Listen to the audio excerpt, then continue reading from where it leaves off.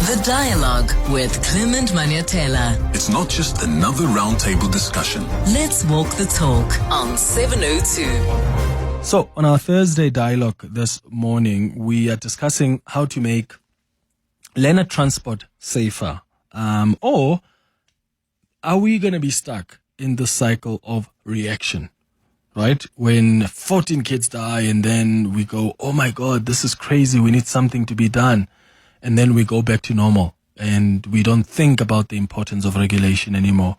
We don't think about the importance of us being also heavily involved as parents in the scholar transport of our children.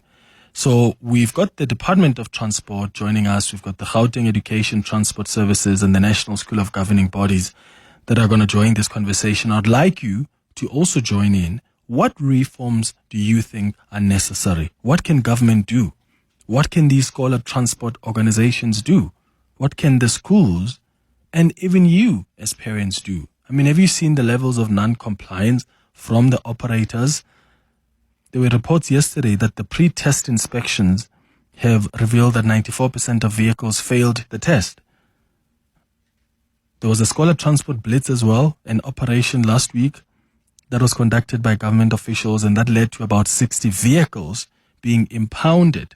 And several arrests were also made because there were some drivers that were driving without permits. Some were driving unroadworthy vehicles, while others had overloaded vehicles. So what reforms do you think are necessary, and what do you think is the role you can play, or the role you already play as a parent? You can call us on 011-883-0702 to join this conversation.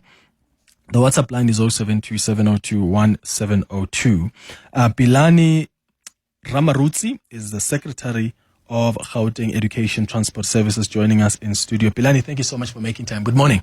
Good morning, Clement and your listeners. We also have Lesiba Mpya, who is with the Gauteng Roads and Transport. Lesiba, thank you so much for joining us. Good morning.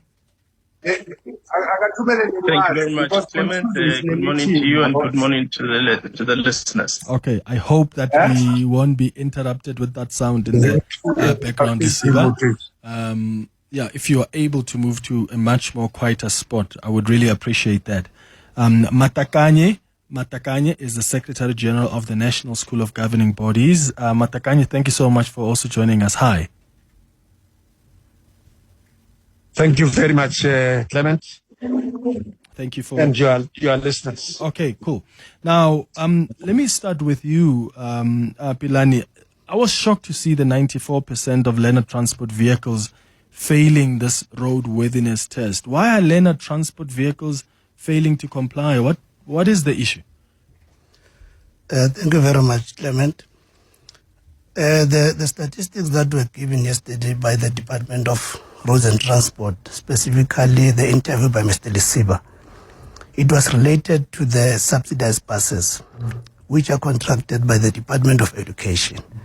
Because there are two services of learner transport. We have the non-subsidized, which is ourselves as Gauteng Education Transport Services. Then we'll have the subsidized buses, which are contracted by the Department of Education. Mm-hmm. So the statistics of 94% were the buses that were even shown at the background, were at the point where Mr. Lesiba was. Mm. Yes, but then we also had the scholar transport blitz operation last week, and this is where you found that there were some drivers that were without permits, some were driving unroadworthy vehicles, and others had overloaded the vehicles. Yes, Clement, the issue of operating licenses, it has been an issue for quite some time. I think, fortunately, the Department of Transport is here. There's a backlog of operating licenses. Mm. The department, there was a stage last year where there was a moratorium on applications of operating licenses because of the backlog. We applied in large numbers as operators. But in terms of the red tape and the requirements by the department, they were unable to issue out operating licenses to operators. Mm-hmm. And even currently, MEC gave the statistics that out of the applications that were received, there are still more than 1,000 applications that are pending to be issued. So which becomes a challenge that our members are unable to get their operating licenses because of the backlog from the department. Okay. And in terms of the unroadworthiness of the vehicles, I don't think we condone the unroadworthiness. We condemn it with the strongest action because the safety of learners to school is very important. We are parents as we are driving kids to school. We are becoming social workers at some stage because there's a stage where a child is in need of something, like she forgets a lunchbox at home. They're not able to say, no, as a driver, let me provide you with something that you can buy something to eat. But then in terms of the overloading, there is a regulation 423 that specify what is the loading capacity in terms of the age groups. I think maybe also Mr. Lesiba will touch on that because it's part of the NLTA. The loading capacity in terms of the age groups of children into a vehicle. But some of the vehicles, we saw them on television, they were overloaded. Exactly. So what do you do then? What action do you take as the Gauteng Education Transport Services when you see that your members are driving in an on-road worthy car or they are overloading? Yes, Clement, in terms of, we have two operators here. We have those that are not affiliated anyway, which are not guided by any rules of an organization. But as Gauteng Education Transport Services, we have a code of conduct for drivers, we have a code of conduct for owners.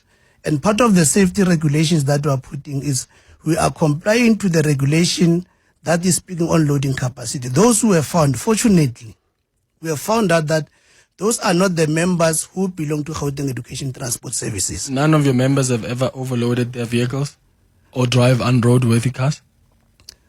I might say, in terms of my view, according to our organization, we don't encourage them to do it, but you cannot regulate the behavior of a person, of an individual, because we can put up the rules, but individuals might go out of the rule and overload without even being given the mandate. But the mandate of the organization is that overloading in terms of anything that is outside the regulation, it's an offense. So have you taken action against anyone who's overloaded or driven an unworthy car?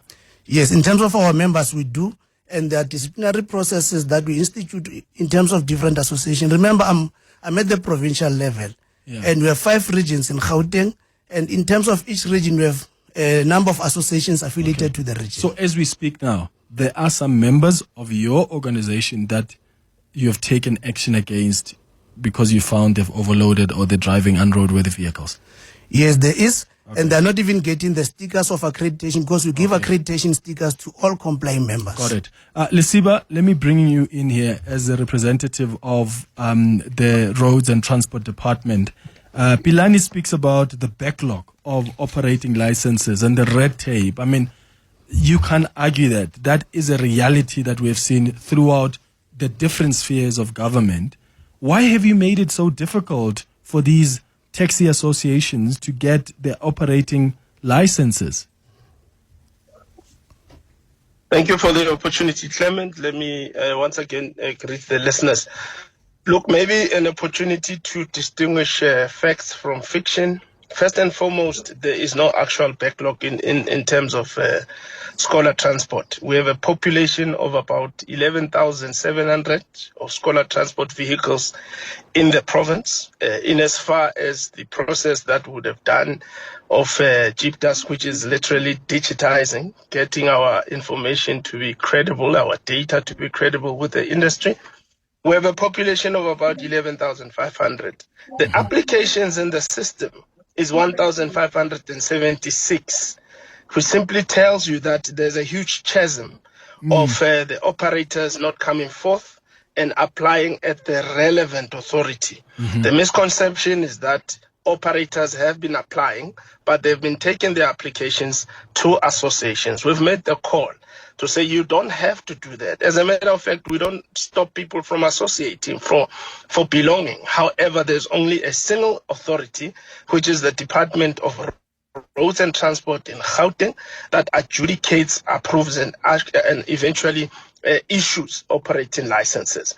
We have 1,009 applications in the system that are at different stage gate. Lesiba, have we lost you there? Okay. Is he muted? Okay, Lesiba, we'll try and re-establish that line with Lesiba, because I really need him to come and explain a few more things. But what he's saying there, Pilani, is that there's no backlog. So, I mean, out of 11,500, why would there only be 1,500 or so applications that the department is sitting with? I think the statistics that Mr. Lesiba is giving is not correct, because they are talking about the applications that they have not issued the operating licenses on. Remember, we've not started applying for operation licenses now. From when we started the operations, we have been applying for operating licenses. There are people who applied from 2020 that still has receipts that the operating licenses has not yet been issued to them. And even the MEC confirmed the number that is talking about Lesiba is the number of operating licenses that they have not issued, that they are still in their hands. And the applicants have just long time waiting for those applications. So your argument is no, there are other licenses they've already issued, thousands of them. What he's talking about is what's in the system now, awaiting their approval. Yes. Okay. We've got him back on the line now. Lesiba, can you just clarify that again? Because as you've heard, Pilani says what the number you're giving us now is of the applications you are processing right now. But there are thousands more of these permits that you had approved and handed over to other drivers. Because the impression you've just created is that there's only about 1,500 or so that have applied. Look, Clement, we are willing to share this information with the public. It's not private information. We shared it with the industry, and that is exactly what we have. And as we've said, the unintended consequence of this is that over 500 operators came to the Department of Roads and Transport. We thought that they were coming to protest. They were coming identified as marchers. But when they got there, Mr. Ramarutsi was there. They queued up and they actually wanted information on how to apply. This is more than 500 operators in a single day who come to the Department of Roads and Transport, who walked away, by the way, with application forms, with what is required from those particular application forms. And of course, yes, there's 1,009 application forms that are in the system. And part of what is an issue here is that when the department adjudicates over an application and there's document that is needed, the department will contact the applicant to say, please forward and supply this particular information. You have not given us your criminal clearance certificate. Can we have that? You've not given us, a copy of your valid ID. Please supply that.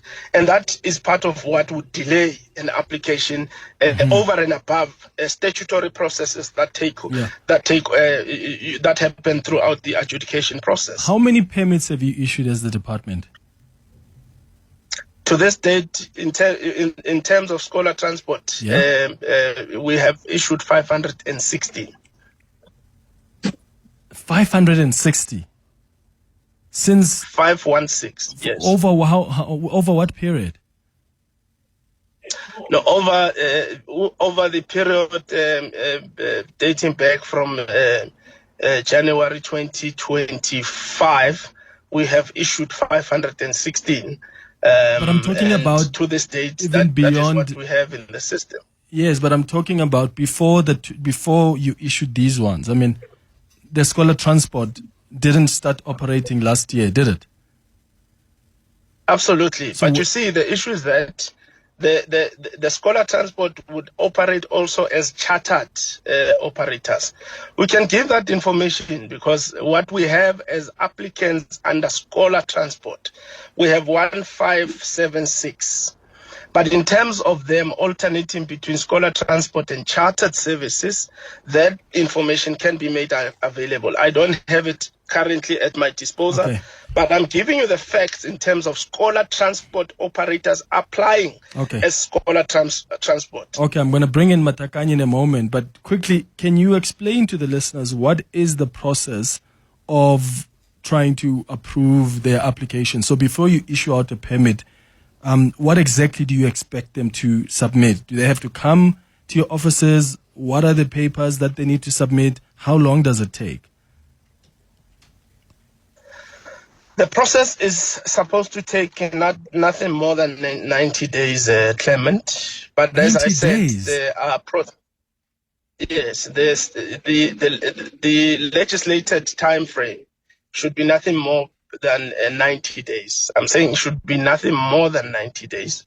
But we say that there's mitigating factors that lead to delays that would take more than 30, 60, up until 90 days. So, and I've articulated those factors that constitute delays. Okay. Yeah. No, sorry. Please continue. I just want you to refresh our minds about the process. I mean, what do they do? Yes. So they have to come to your offices. What do they bring with them? Do they need to bring a police clearance? Do they need to pay any money? What is required? What is part of the application process? Because part of the complaint has been that it's too rigorous, which is why you're not going to get some people complying, because they have to come queue. How long does it take for them to be at your offices? Then they must go to the police station to get a police clearance. Okay, fine. But is your offices ready also with their systems, or are they constantly sending them back and forth? That is a complaint that has also come from some of these drivers, which is why I'm trying to understand the process of getting a permit. Look, it has to be rigorous. I mean, just yesterday we arrested someone who supplied us with fraudulent face value document. Mm-hmm. So the process has got to be extremely above board, and ensure that it ticks all the boxes. Yes, they must pay a minimum fee of 600 rands per application. Mm-hmm. They have got to supply the valid documents of the vehicle. The vehicle has got to have roadworthy tests, that indeed the vehicle is roadworthy and is fit and proper for the road. The driver himself has got to furnish us with a valid driver's license, including a valid professional driver's permit. They've got to give us a route plan, and they can easily download it from their tracking devices, over and above, just articulating from point B up to the last point, how do I travel? Mm-hmm. So this is important information, and yes, unfortunately, it might be sounding tedious, but it's information that as a Department of Transport we insist of having it.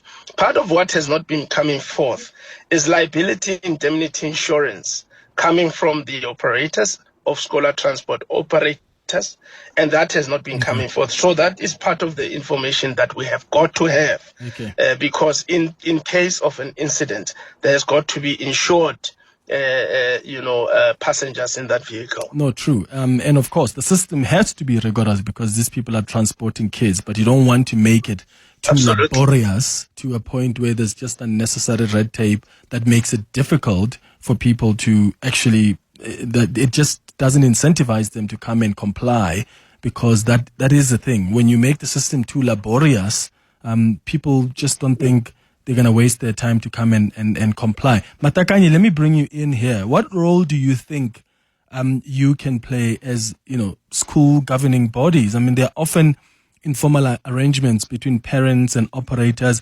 Should schools be playing a bigger role in vetting and approving scholar transport operators? Clement, madume hafe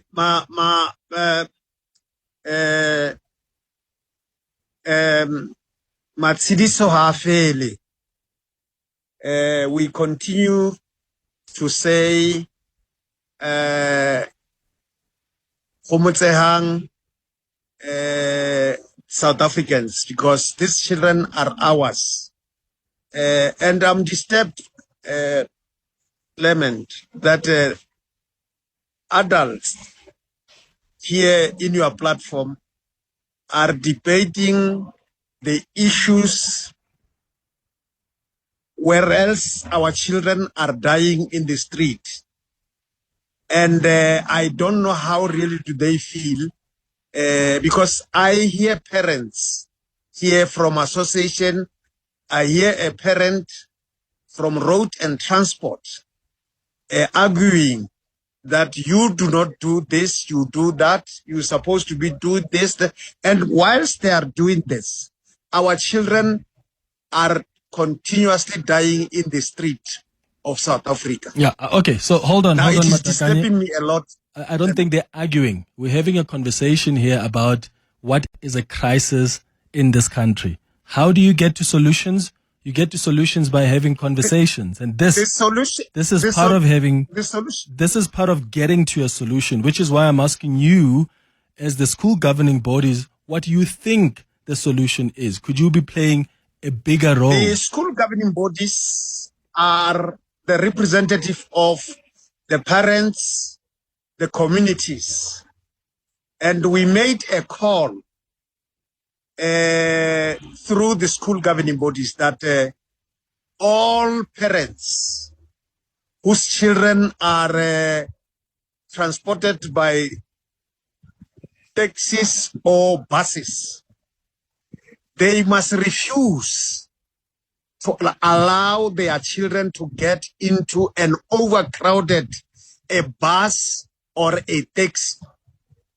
They must refuse to allow their children to get into a taxi, a bus that is not roadworthy, as much as they might not know whether this bus or this taxi is roadworthy.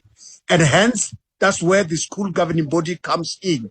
To say, school governing body, craft a policy that will bring the stakeholders together, the community, the parents, the roads, the transport and road department, as well as the associations together, so that when we suspect at school level that this taxi seem not to be roadworthy, the driver does not have papers and all those things, then we are in the position to immediately sensitize the law enforcers to come and check this taxi, to come and check the drivers. Okay. And Okay. I'm gonna get the latest in Eyewitness News headlines, and then we'll come back and I'll give Lesiba, Matakanye, and Pilani more opportunities to respond to what are the potential solutions. I want to hear from you as well.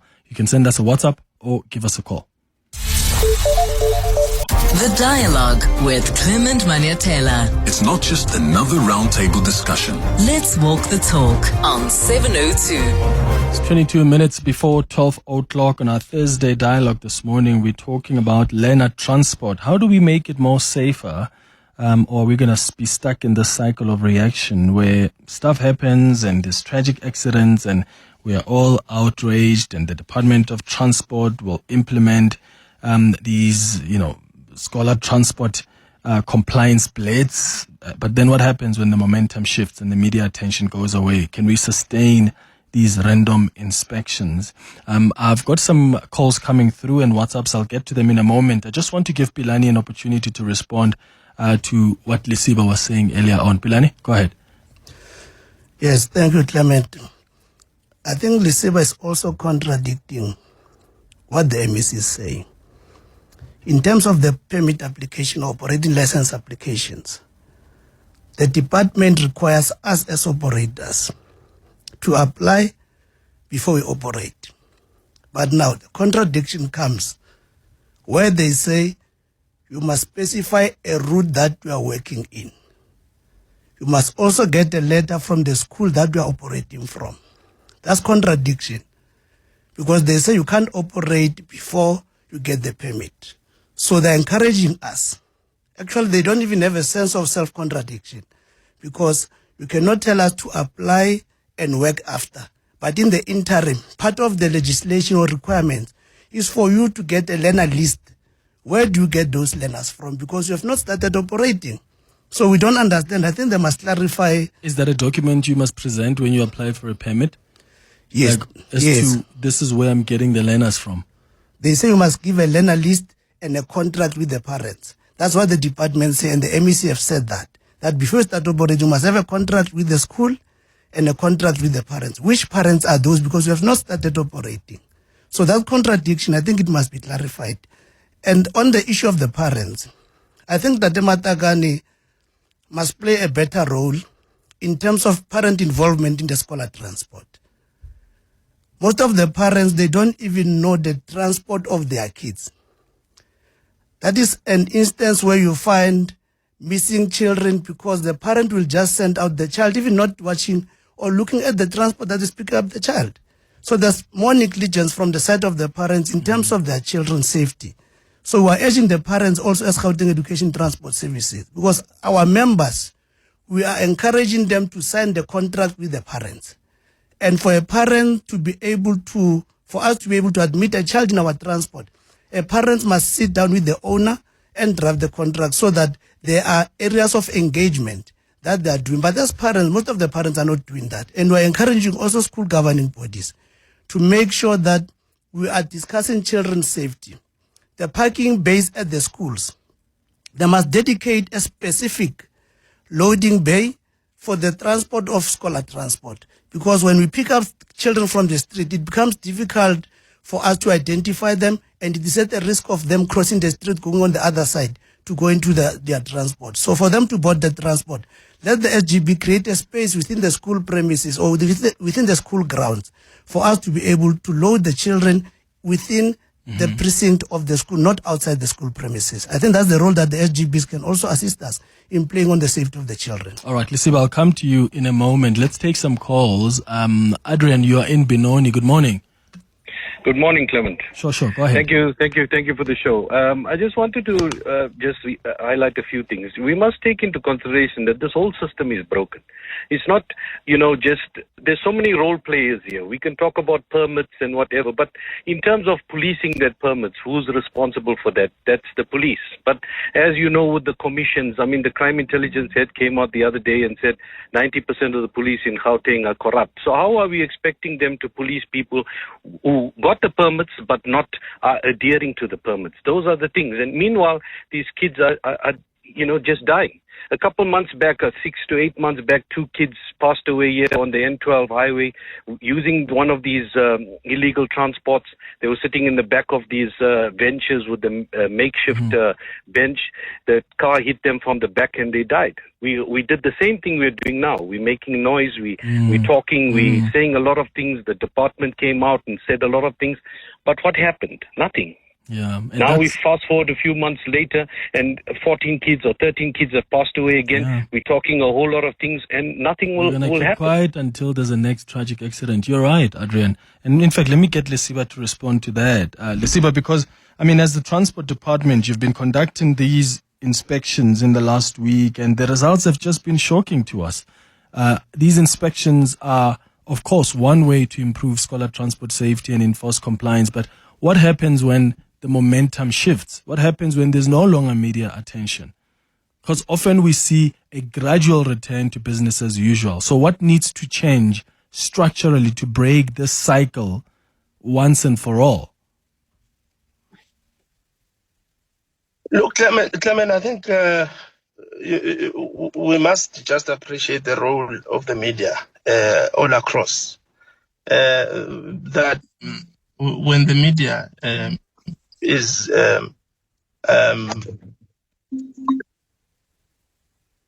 apologies about that. Yeah, go ahead. Yeah, that when there's a media presence, there definitely is a situation where we tell the story better. We must be able to say to ourselves that there are instances where we have been, doing these operations as far back as Feb, and the industry knows. You know that even last year we lost about 11 kids in Carltonville, and even before that, the department has been, conducting these particular operations. What we were able to do in the interim is to tighten the issue of law enforcement, and that is why the MEC would have signed an MOU with the RTMC to actually increase the force multiplication particularly in Gauteng. So we have a team called the Gauteng Transport Inspectorate. And one of the things I think as government that we must accede to is the fact that if there is no law enforcement, we definitely have culpability, because we have a duty as government to ensure that we enforce the law. And that is why we're saying to the industry, enforcing of the law is non-negotiable. And I must also just respond to Mr. Ramarutsi that there's no contradiction.